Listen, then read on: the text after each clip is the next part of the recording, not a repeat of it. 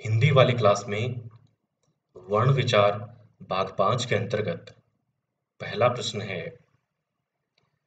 कंपन के आधार पर व्यंजन वर्ण के कितने भेद माने जाते हैं? कंपन के आधार पर व्यंजन वर्ण के दो भेद माने जाते हैं।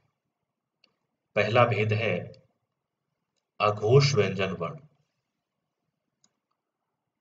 दूसरा भेद है घोष व्यंजन वर्ण। जो घोष व्यंजन वर्ण है उनको सघोष व्यंजन वर्ण के नाम से भी पुकारा जाता है। सबसे पहले हम बात करते हैं अघोष व्यंजन वर्ण की। वे व्यंजन वर्ण जिनका उच्चारण करते समय नाद या कंपन नहीं होता, वे अघोष व्यंजन वर्ण कहलाते हैं। अघोष व्यंजन वर्णों के अंतर्गत जो व्यंजन शामिल हैं, उनमें सबसे पहले है प्रत्येक वर्ग का पहला और दूसरा व्यंजन वर्ण। प्रत्येक वर्ग के पहले और दूसरे व्यंजन वर्ण की बात करें तो क वर्ग के अंतर्गत क और ख, च वर्ग के अंतर्गत च और छ, ट वर्ग के अंतर्गत ट और ठ, त वर्ग के अंतर्गत त और थ। वहीं प वर्ग के अंतर्गत प और फ व्यंजन वर्ण शामिल है। इसके साथ ही जो ऊष्म व्यंजन है, ऊष्म व्यंजन के अंतर्गत तालव्य श, मूर्धन्य श एवं दंत्य श को भी अघोष व्यंजन वर्णों की श्रेणी में माना जाता है। इसके अलावा विसर्ग को भी अघोष माना जाता है।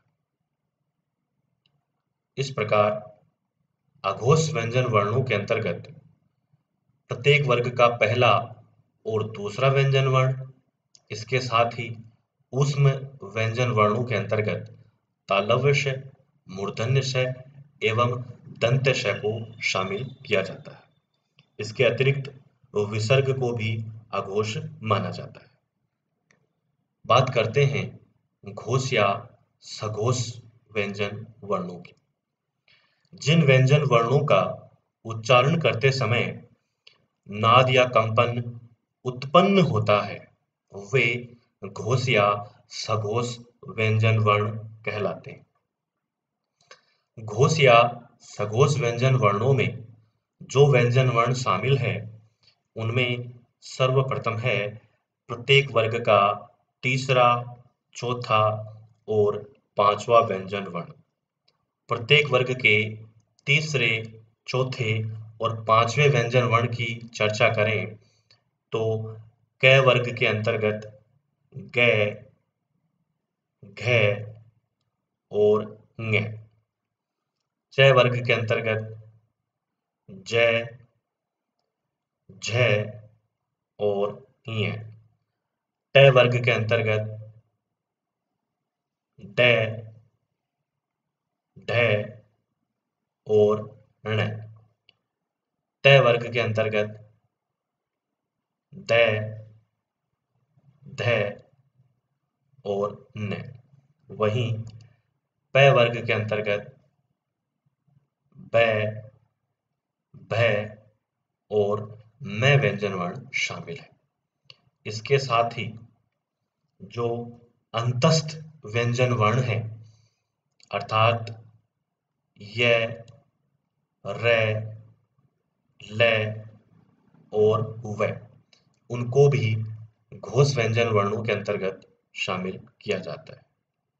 इसके अलावा ऊष्म व्यंजन वर्णों के अंतर्गत जो है व्यंजन है, उसको भी घोष व्यंजन वर्णों के अंतर्गत शामिल किया जाता है।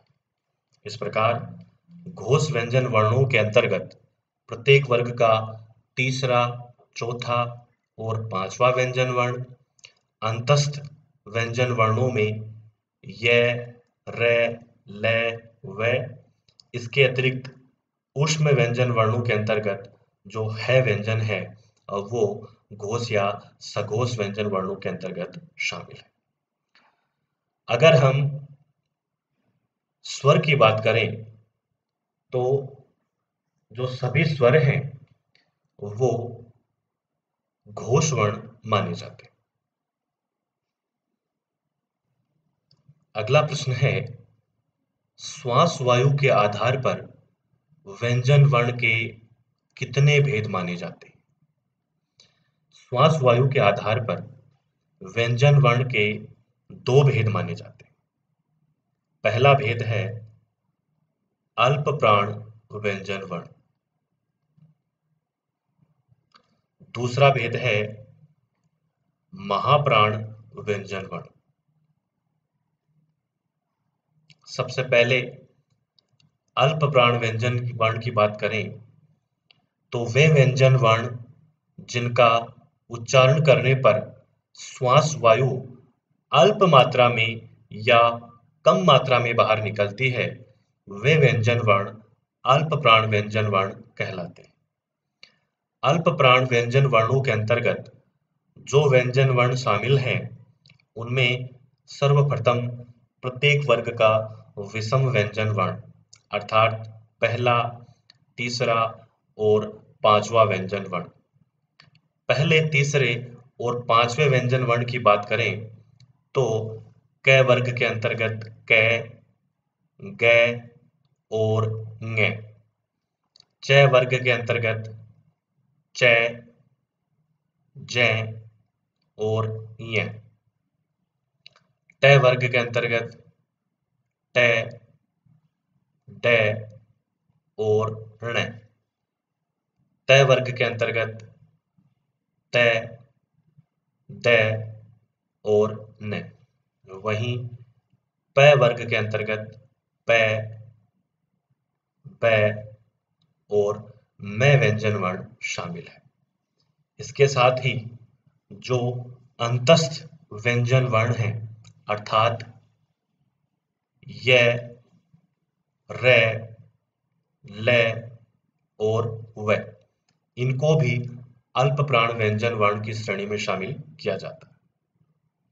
बात करते हैं महाप्राण व्यंजन वर्ण की। वे व्यंजन वर्ण जिनका उच्चारण करने पर श्वास वायु अधिक मात्रा में बाहर निकलती है, वे व्यंजन वर्ण महाप्राण व्यंजन वर्ण कहलाते हैं। महाप्राण व्यंजन वर्णों के अंतर्गत जो व्यंजन वर्ण शामिल है उनमें सर्वप्रथम प्रत्येक वर्ग का सम व्यंजन वर्ण अर्थात दूसरा और चौथा व्यंजन वर्ण। दूसरे और चौथे व्यंजन वर्ण की बात करें तो क वर्ग के अंतर्गत ख और घ, च वर्ग के अंतर्गत छ और झ, ट वर्ग के अंतर्गत ठ और ढ, त वर्ग के अंतर्गत थ और ध। वहीं प वर्ग के अंतर्गत फ और भ व्यंजन वर्ण शामिल है। इसके साथ ही जो ऊष्म व्यंजन वर्ण है अर्थात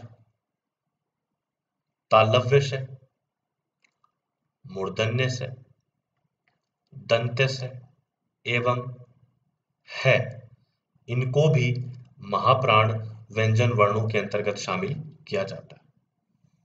इस प्रकार अल्प प्राण व्यंजन वर्णों के अंतर्गत प्रत्येक वर्ग का पहला, तीसरा और पांचवा व्यंजन वर्ण, अंतस्थ व्यंजन वर्णों के अंतर्गत य, र, ल और व व्यंजन को शामिल किया जाता है। उसी प्रकार महाप्राण व्यंजन वर्णों के अंतर्गत प्रत्येक वर्ग का दूसरा और चौथा व्यंजन वर्ण, इसके साथ ही जो ऊष्म व्यंजन है अर्थात तालव्य से, मूर्धन्य से, दंत्य से एवं है व्यंजन को शामिल किया जाता है। अगर हम स्वर की बात करें तो विद्वानों द्वारा सभी स्वरों को अल्प प्राण के अंतर्गत शामिल किया जाता है।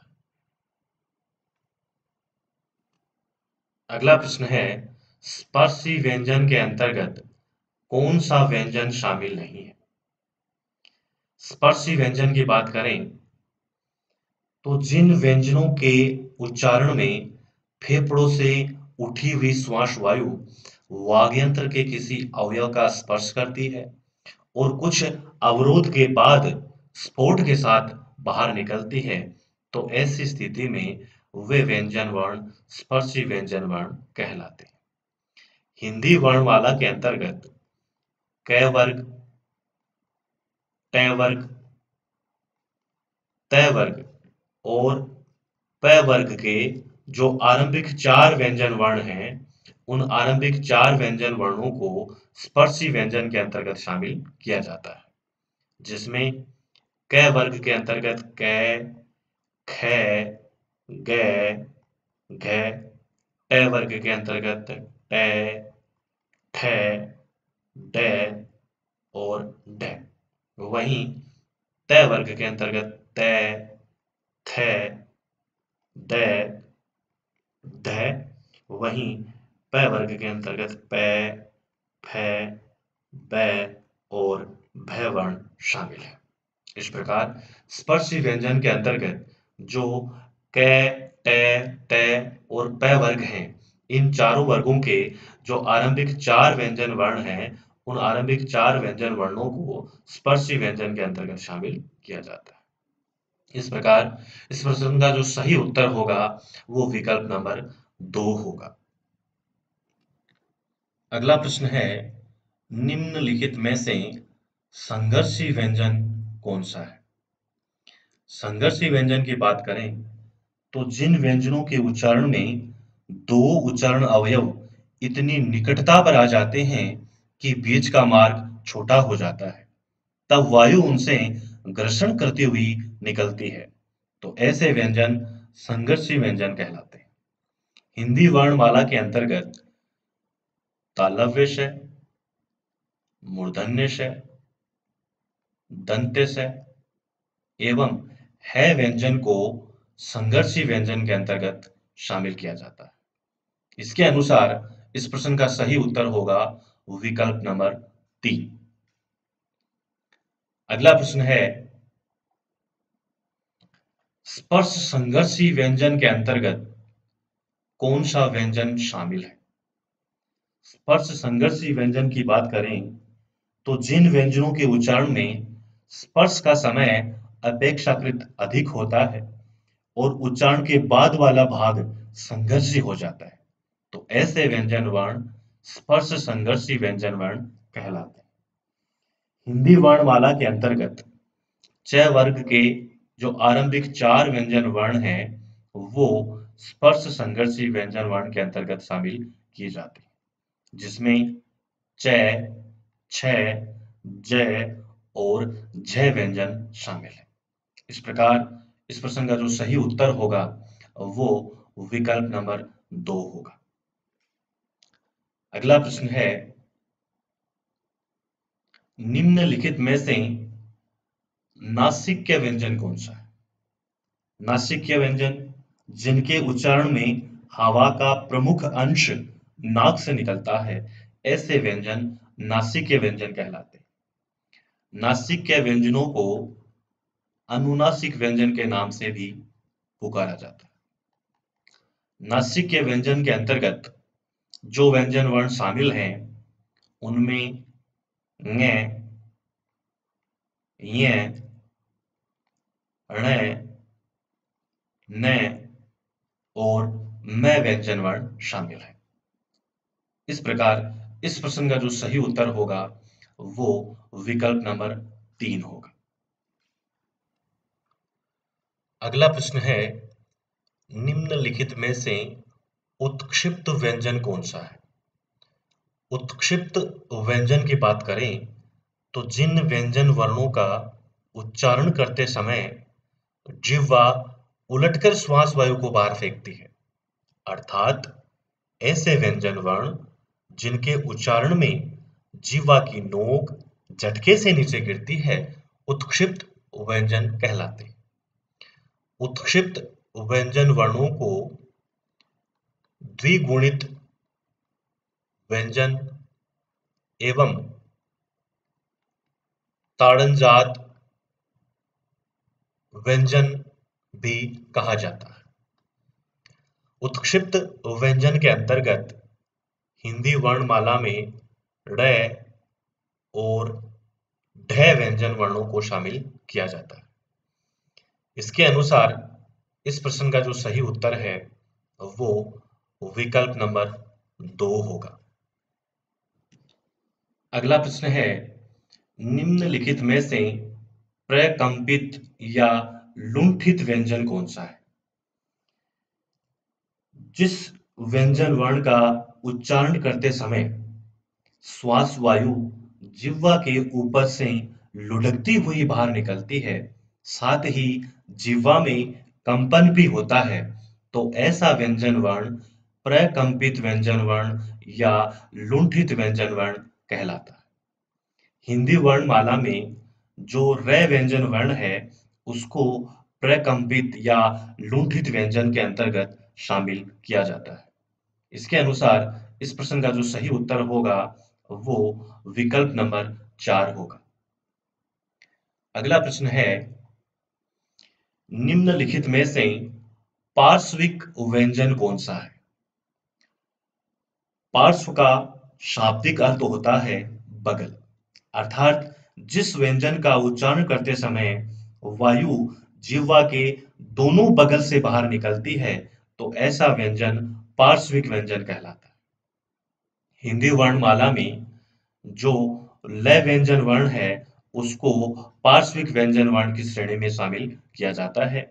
इस प्रकार इस प्रश्न का जो सही उत्तर होगा वो विकल्प नंबर 3 होगा। अगला प्रश्न है, निम्नलिखित में से संघर्षहीन व्यंजन कौन सा है? संघर्षहीन व्यंजन की बात करें तो जिन व्यंजन वर्णों के उच्चारण में श्वास वायु बिना किसी संघर्ष के बाहर निकलती है वे संघर्षहीन व्यंजन कहलाते हैं।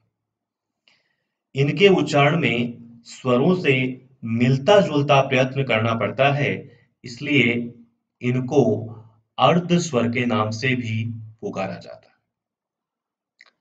हिंदी वर्णमाला में य एवं व को संघर्षहीन व्यंजन की श्रेणी में शामिल किया जाता है।